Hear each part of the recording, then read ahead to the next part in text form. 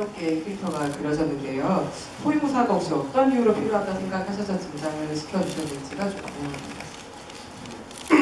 죄송합니다. 제가 감기 끝인데 잘 안 나네요. 기침이 계속 있습니다. 호위무사라는 것은 사실 진성과 깊은, 진성의 현재 상태를 드러내는 데 깊은 관계가 있다고 저는 생각하고 있습니다. 진성은 이제 신라 말기 51대 여왕인데 우리 작품은 역사하고 깊게 고증을 하거나 그러지는 않습니다. 역사에서의 어떤 것들을 가지고 오고 그곳에서의 어떤 것들을 좀 가지고 왔지 그때의 이야기를 그대로 담고 있는 건 아닌데 여자가 왕이 되었다. 그리고 그 왕권이 강하지 않다. 지금도 우리는 이제 여자 대통령을 모시고 있지만 모신다기보다 여자 대통령을 뽑아서 함께하고 있지만 이 여자가 울루라는 공간이 여자한테 지극히 사적인 공간인데 사적인 공간에도 이 여자가 그 무사를 대동하고 다녀야 될 만큼 그녀의 지위가 그녀의 현재의 상태가 안정적이지 않다. 이런 걸 좀 나타내고 싶었으면 상징적으로 또한 이 사람을 통해서 우리 이제 9장에 보면 사람이 많이 무사한테 얻어맞는데 여왕의 공적인 모습을 가장 잘 드러낼 수 있는 게 무엇일까? 여왕은 이 작품에서 거의 사적인 관계로만 드러나거든요. 열과의 장면들이 많아서 이 여자의 본래의 모습은 무엇일까? 이 여자가 울루를 떠나서 원래 궁으로 들어가서 어떤 모습으로 살아갈까를 가장 효과적으로 전달할 방법을 찾아봤는데 그것이 저는 무사를 통한 어떤 철권 통치, 무사를 통한 그녀의 그 삶을 드러낼 수 있다고 생각하고 있습니다. 그래서 무사가 대동함으로써 이 여자가 현재 놓인 상황이 불안정하다는 것을 사적인 자리에 올 때도 자기가 좋아하는 남자를 만나러 올 때에도 목숨의 위협을 늘 느끼고 있는 상황이라는 것. 그럼에도 불구하고 여기를 찾아올 만큼 그 여자한테 운누, 특히 이 남자의 열이나 나이는 절실하다는 것들을 드러내려고 했습니다. 네, 감사합니다. 저희 그러면은 조풍유 배우님께 저희 두 번째 질문 드려보도록 하겠습니다. 실제로 극중의 인물이시라고 하면은 어떤 결말을 선택을 하실 것 같은지 궁금하다고 하셨는데요. 어떤 선택을 하실 것 같으세요? 여리는 죽음을 택했는데 저는 어떤 선택을 할 것 같냐면 사실 저는 뭐 이렇게 불만이 있거나 뭐 이렇게 했을 때 그 사람한테 표출하거나 막 이런 걸 잘 못하는 스타일이기 때문에 아마 그런 일이 벌어졌어도 이렇게 진성, 이렇게 예를 들어 여자 대통령, 박근혜 대통령이라면 저는 너무 좋지. 말도 못하고 그냥 끙끙 앓다가 죽을 것 같아요. 경주와 한번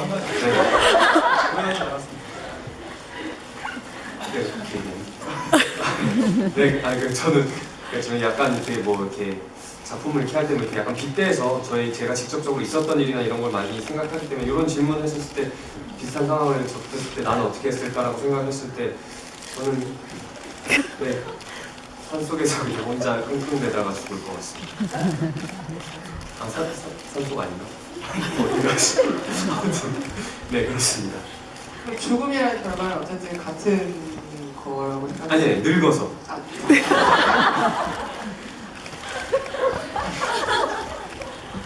오래오래 사시는 분. 그냥 아파하면서 계속 사는 거지.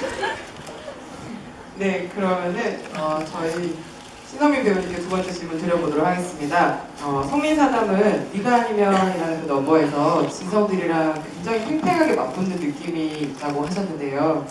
그때 진성에 대해서 어떤 마음을 가지고 계신 건지 궁금해한다고 하셨거든요.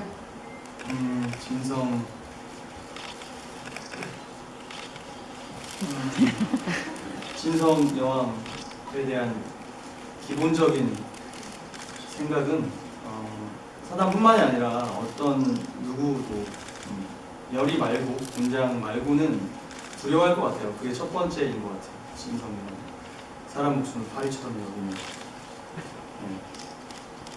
피부병이 있는 진성이 누구나 다 두려워할 것 같은데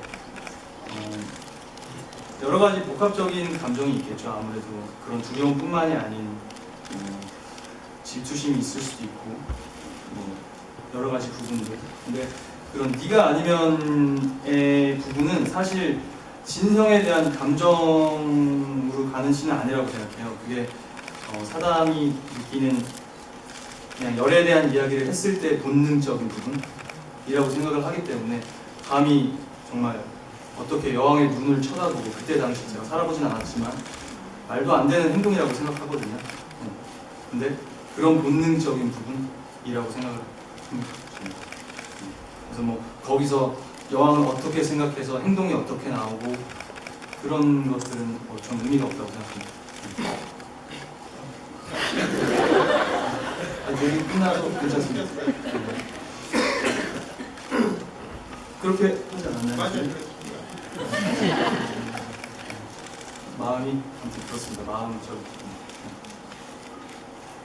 네, 감사합니다. 저희 그러면은 저희 현수 배우님께 한 번 더 질문 드려보도록 하겠습니다. 운장어른은 진성을 사랑하면서 다미보다 열이에게 더 따뜻하게 좀 많이 보여주시는데요. 운장어르신이 생각하시기에 그 이유가 무엇일 것 같으신지요? 저한테는 굉장히 명확한 것 같습니다. 우선 문장이라는 캐릭터에 있어서 가장 제1 목표는 진성이거든요. 근데 그 진성에게 있어서의 제1 목표는 지금 현재 저희에게 있어서 열이기 때문에 그런 열에게 제가 공을 안 들일래 안 들일 수가 없는 거죠. 그래서 그리고 또 저희가 뭐 합의를 본 그런 설정은 아니지만 제 개인적으로 설정을 했을 때 이 열이라는 사람에게 느껴지는 어떤 그런 강직함이라든지 또 아주 귀한 자재로서 가지고 있는 그 성품이라든지 이런 것들에 대해서 굉장히 또 매력을 느꼈고 그로 인해서 또 여왕에게 얼마든지 추천할 수 있는 그런 사람을 생각했기 때문에 더 공을 들인 거라고 생각하는 거죠. 그렇죠? 근데 그렇다고 해서 제가 어떻게 다미를 가혹하게 하겠습니까? 이렇게 잘생긴 분이라 바른 다미를 그래서 이불 뺏어올 때 제일 좀 짠해요. 저도 그러고 싶지 않지만 그렇게 캐릭터에 있어서 어떤 거기서 담에게 힘을 실어주는 거죠. 이렇게 그 상황에서 만약에 제가 고의 이렇게 쓱 가져가면 그 뒤에 다미가 드라마와 연결이 안 되게 뭐 가고 나니까 하여튼 그래서 상대적으로 보시기에 아마 되셨을 것 같습니다.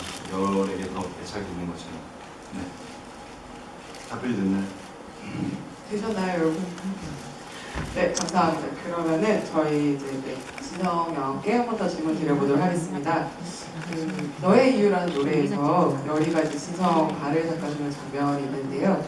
그때 진성이 너무 많이 아파하셔서 관객분들이 좀 보실 때 좀 안쓰러우셨나 봐요. 그래서 왜 그렇게 많이 아파하시는지 궁금해한다고 하셨거든요. 상처일수록 부니까 아마 그 질문이 제 생각에는 그 장면 전체적으로 왜 그렇게 아파하는 거에 대한 질문이신 것 같아요. 아마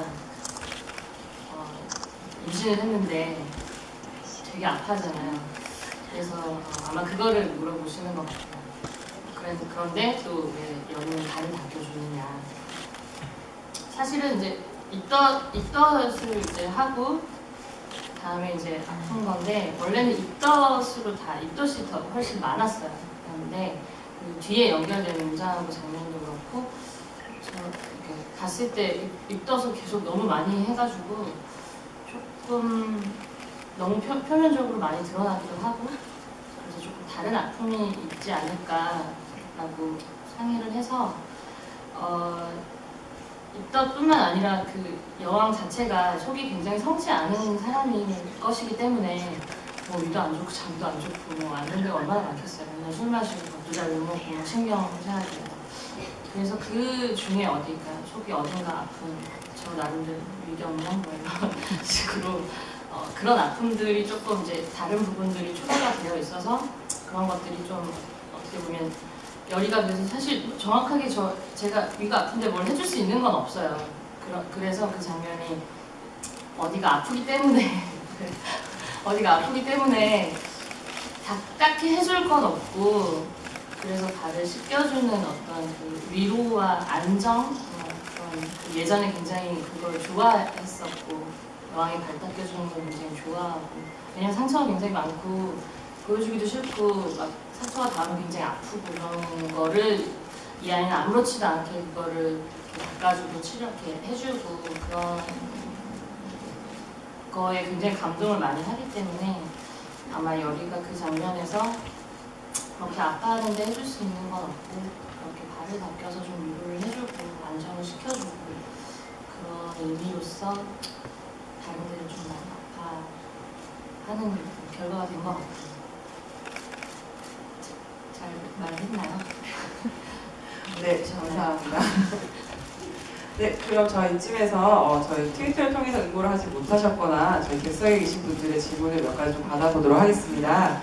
혹시 질문 있으신 분들은 손을 들어주시면은 저희가 객석으로 마이크를 옮겨드리도록 하겠습니다. 저희 가구역에 앞쪽으로 네 번째 줄이요. 술에 취한 분 같은 경우에 회전 무대에서 이렇게 사람과 열이 모아서 무대가 돌아가게 되잖아요.